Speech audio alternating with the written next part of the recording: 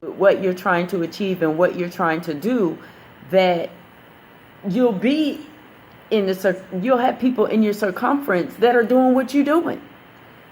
So your circle will change, because you may not go back to the things that you were doing before, not because you don't like the people, not because you don't necessarily want to be around them, but because, like, say for instance, Scribe. You go down Scribe because, you're trying to edit a film. Or you're down at Philly Cam because you're trying to work on a project. You're trying to get a project on the air or what have you. Okay, so you're down there, you communicate, you're talking with someone, you make a connect on that vibe of the projects that you're working on. And they say, hey, you want to go and grab something to eat, before we break. Boom. Your circle has already changed, because now you're interacting with someone that is doing something on the lines of what you're doing. So when I say changing your circle, I'm not saying that you say, oh, I'm not dealing with these people anymore, I'm dealing with these people now. No, that's not it at all. What I'm saying is when you are involved in a project and you're engulfed in a project, along that way you meet different people that are within that realm, that are doing the things that you're doing, which changes it eventually changes your circle. And you got to be ready for that change. And being ready for that change is when you map out that plan. When you map out that plan, you are in a process of beginning change. Set tangible goals.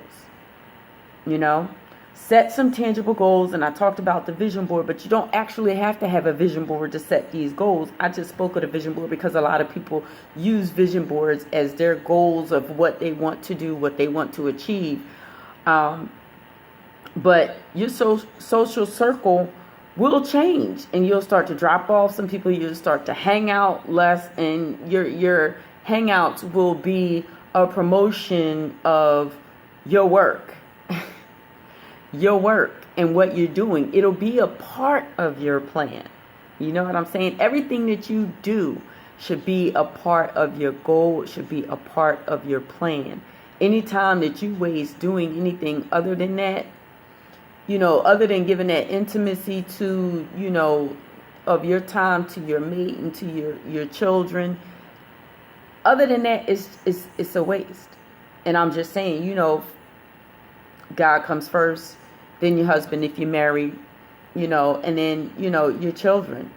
But you just have to understand that you have to make some sacrifices in order to achieve. So you have to sit back and ask yourself, what are your tangible goals? What type of plan have I put into place to reach those goals?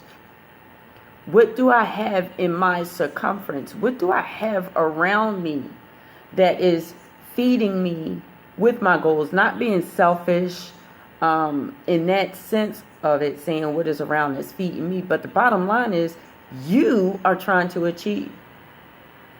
So you have to ask yourself, what is around me that is pushing me in a positive direction? And what is around me that's holding me back in a negative direction? And you have to start making some grown-up choices, some grown-up decisions.